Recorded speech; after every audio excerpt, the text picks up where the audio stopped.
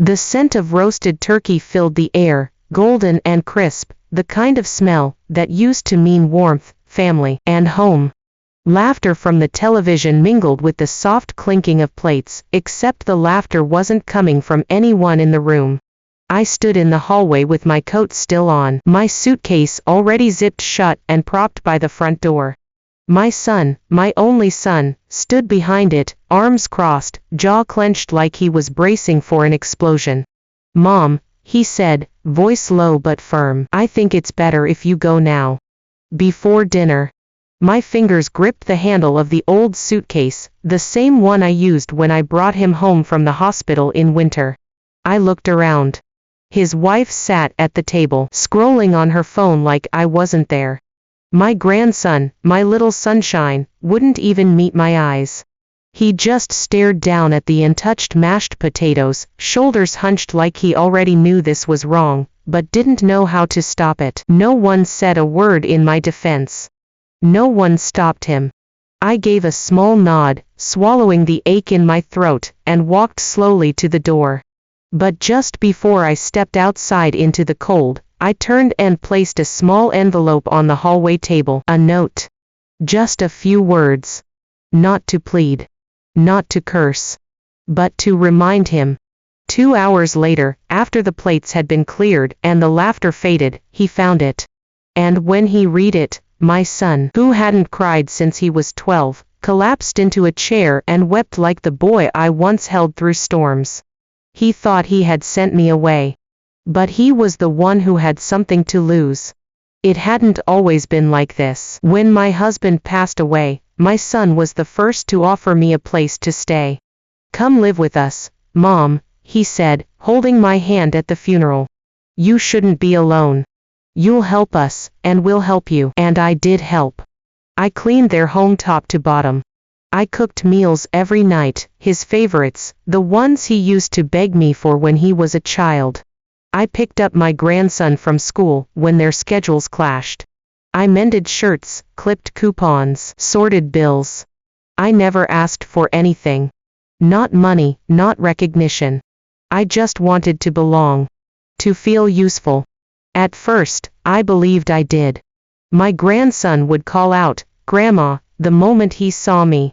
My daughter-in-law even used to thank me once or twice. My son, well, he was busy. But I knew he appreciated it.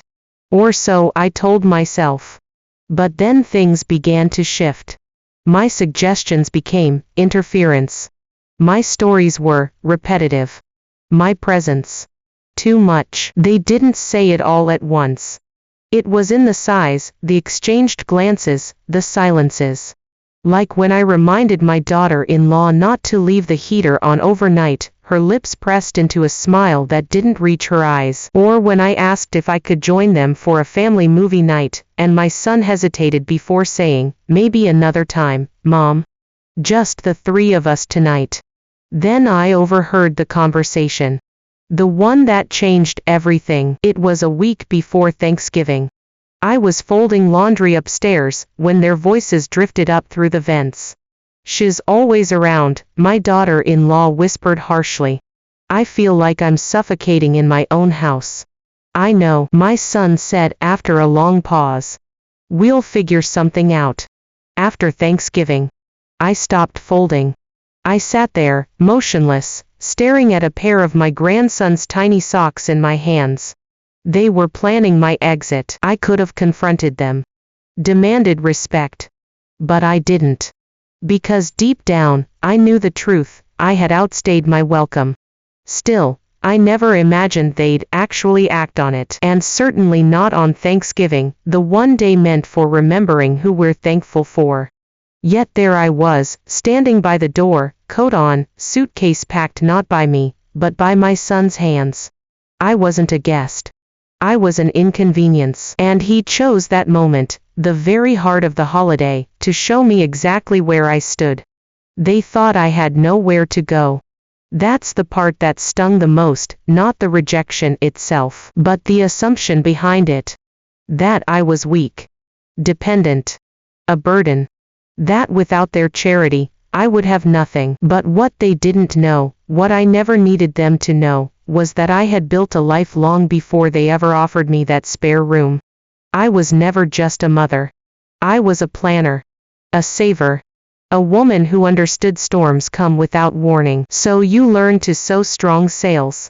Years ago, when my sister died suddenly and left me her little cottage across the state line, I didn't tell anyone. I fixed it up, rented it out, and let the income trickle in while I lived simply. The rent paid for my health insurance and a little extra each month. I clipped coupons not out of necessity, but habit. I grew herbs in pots on the windowsill, not just to save, but because it brought me joy. I had savings too. Enough for medical bills, emergencies, and yes, a future I quietly prepared for, in case the people I loved ever forgot who I was. I never flaunted it. That's not my way. I let them believe what they wanted. That I needed them. That I couldn't survive without their goodwill. It was easier that way. To stay small. To stay silent. But I watched. And I remembered every time my daughter-in-law rolled her eyes when I asked to join a family outing. Every time my son brushed me off with, "Not now, Mom," even when I was only asking how his day went. Every time I heard the unspoken sentence hanging in the air, "Why are you still here?" I let them think they were in control. But they weren't. So when he handed me that suitcase, he expected to see me break. To cry. To plead. Instead, I picked up the handle, nodded once, and walked out the door. Because I knew something he didn't, leaving wasn't the end for me. It was only the beginning, for him. As the train rattled down the track, and the city lights blurred behind me, I watched my reflection in the darkened window. I didn't cry. I thought I would. But there were no tears, only a tight ache in my chest, and a quiet clarity. I wasn't just leaving a house. I was leaving behind everything I'd poured myself into for the last 6 years.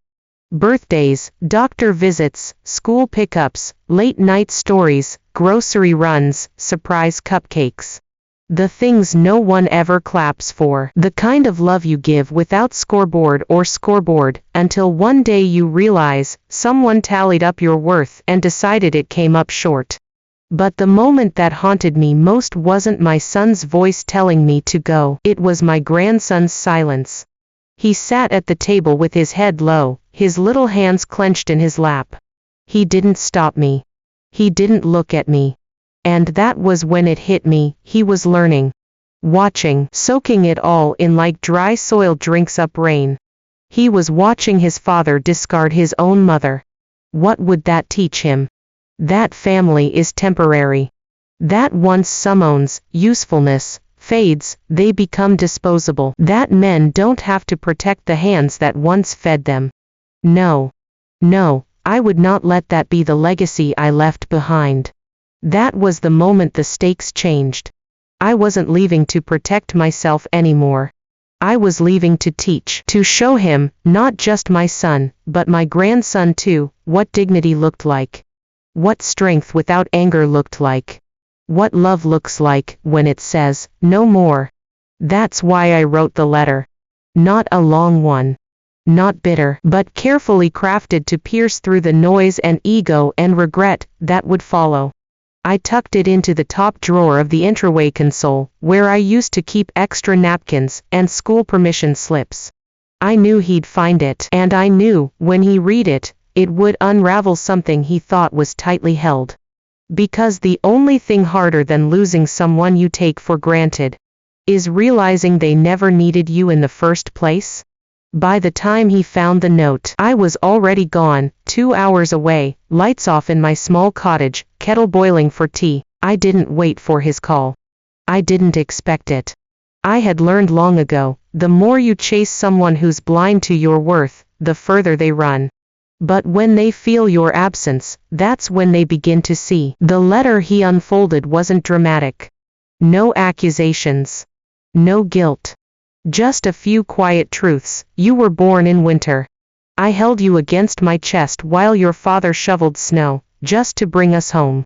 That night, I didn't sleep, not because you cried, but because I kept checking to make sure you were still breathing. You once told me you'd never let me grow old alone. But I'm not angry. I'm just sad that you thought I had nowhere to go. I hope my absence teaches you what my presence never could." He wept. Not the angry, defensive kind. The helpless kind. The regretful kind. But this wasn't about making him cry. It was about making him look. In the days that followed, the cracks in his carefully curated world widened. His son, the one who used to race into my arms after school, began asking questions. Why can't Grandma live with us anymore? Was it because Mommy didn't like her? My daughter-in-law, once smug in her victory, now found herself cooking every meal, doing every errand. No freshly folded laundry. No quiet wisdom passed over morning coffee. No help when their son was sick and both had meetings. At first, they tried to manage. Then they started to realize, it wasn't just labor I gave. It was love. It was the soul of the household. And it had vanished, calmly, cleanly, without a fight. My silence was my strategy. My absence, my loudest argument. Because I knew what they would feel eventually, not just inconvenience, but emptiness. And I knew exactly how long it would take before that silence grew teeth. It was a week later, when he showed up. No warning. Just the sound of tires on gravel, a hesitant knock on the weathered blue door of the cottage I hadn't told anyone about. I didn't answer right away.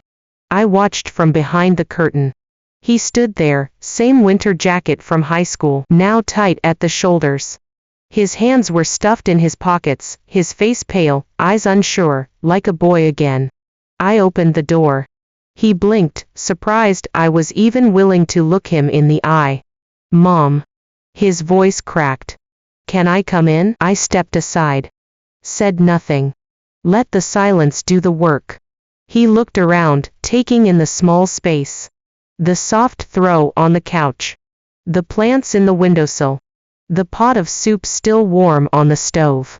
"You're doing okay," he said quietly, like it hadn't occurred to him that I could. "I always was," I replied.